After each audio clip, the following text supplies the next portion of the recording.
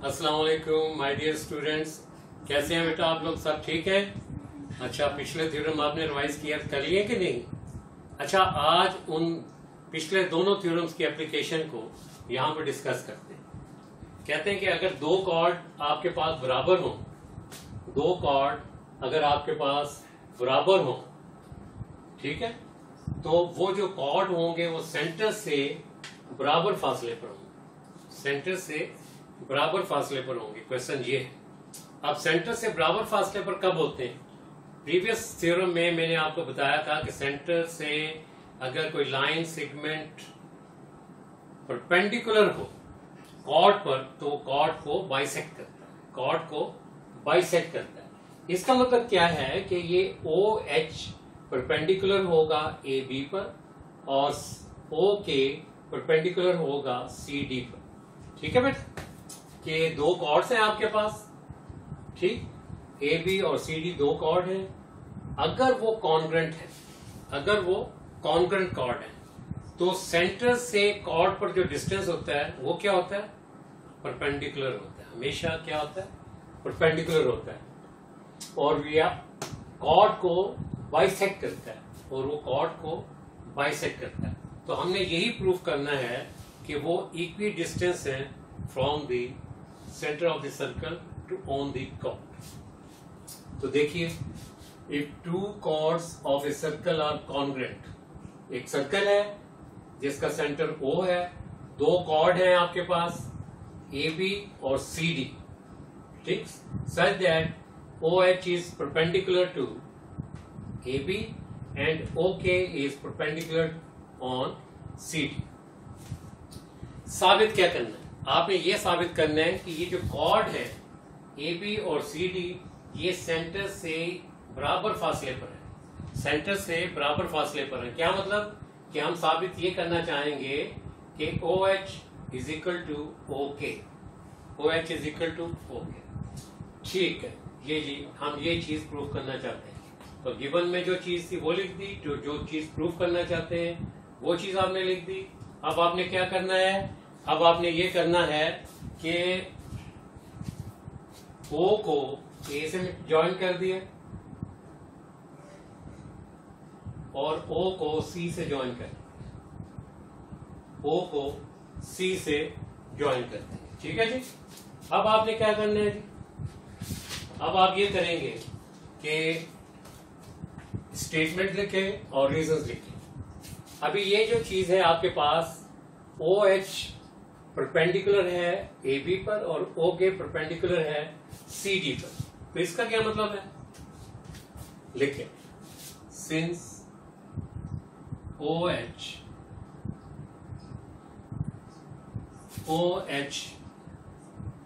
bisects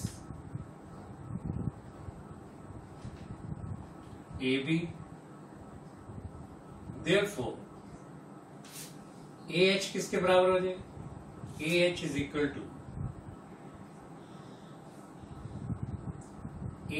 equal to half of AB, half of AB। क्यों है ये? क्योंकि OH परपेंडिकुलर है किस पर? AB पर। अगर OH AB पर परपेंडिकुलर होगा तो वो AB को बाइसेक्ट करेगा, तो वो AB को बाइसेक्ट करेगा। ठीक है, तो यही चीज लिखी। अब इसी तरीके से similarly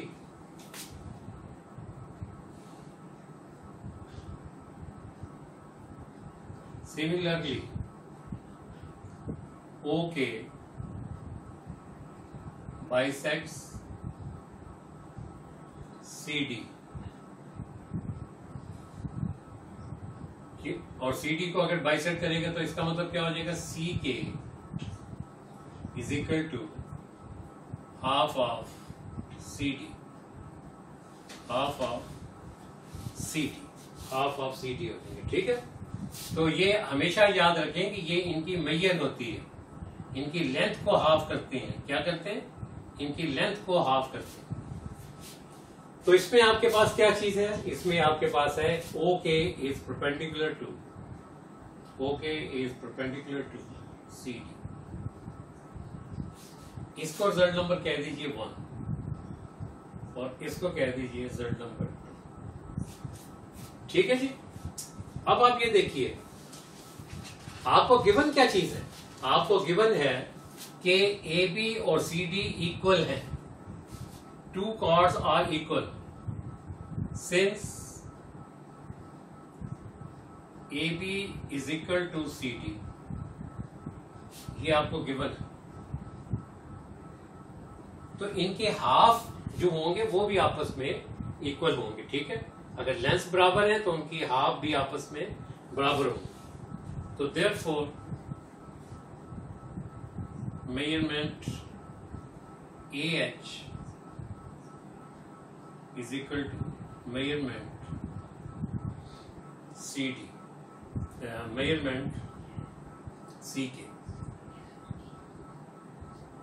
from 1 and 2, from 1 and 2, halves of equal measure, half of the equal measure। अच्छा, अभी आप ये देखिए, क्योंकि आपके पास OH ये क्या है, परपेंडिकुलर है आपके पास AB पर और O के परपेंडिकुलर है CD पर, तो O को हमने A से ज्वाइन किया और O को C से ज्वाइन किया, तो ये ट्राइंगल कौन सी बन जाएगी?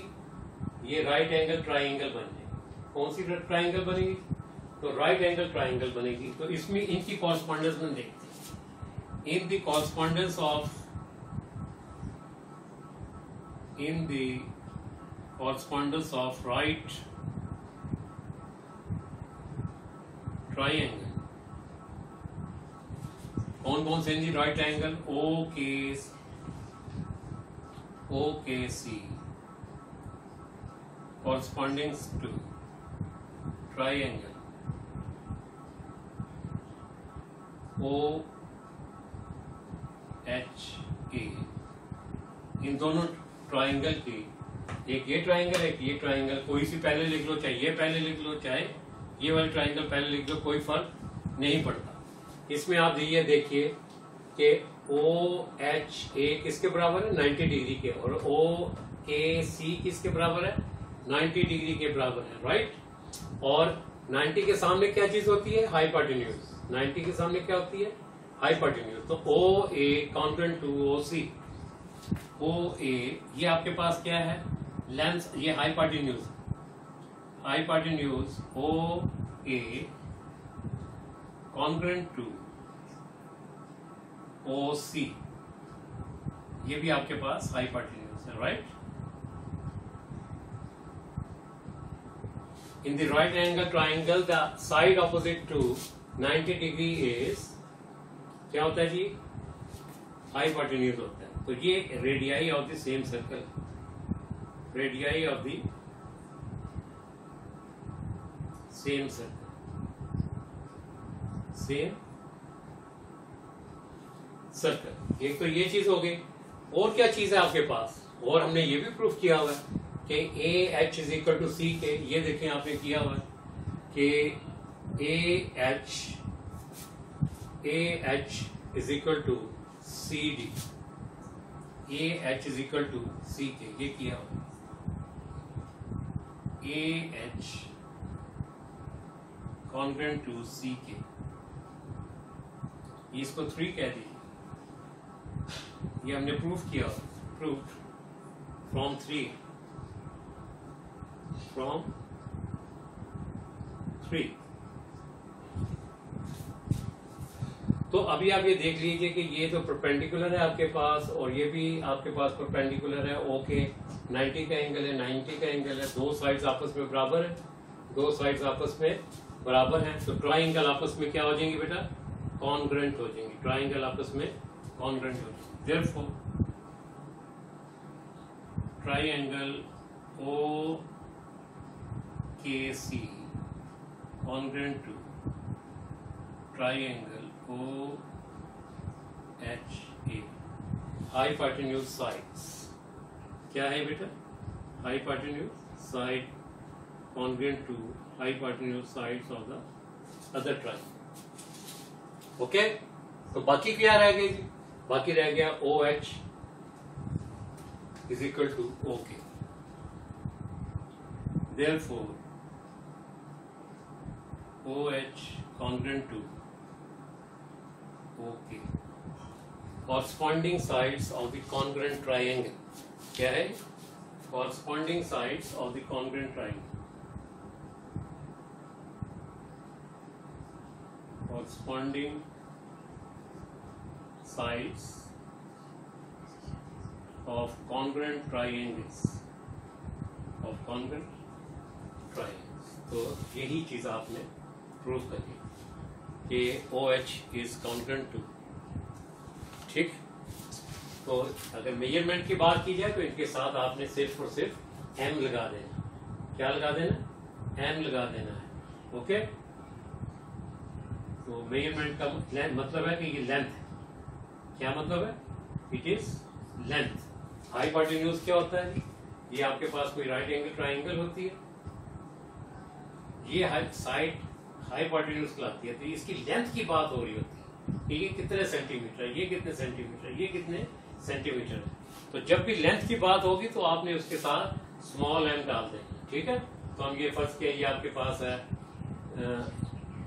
AO है, तो इसको लिख देंगे मेजरमेंट OA. Measurement OA. अगर आपके पास OC है, ठीक है, तो लिख देंगे मेजरमेंट OC. Measurement OC. ये राइट एंगल ट्राइंगल के सामने कौन सी साइड होती है? हाइपोटेन्यूज की साइड. ठीक है.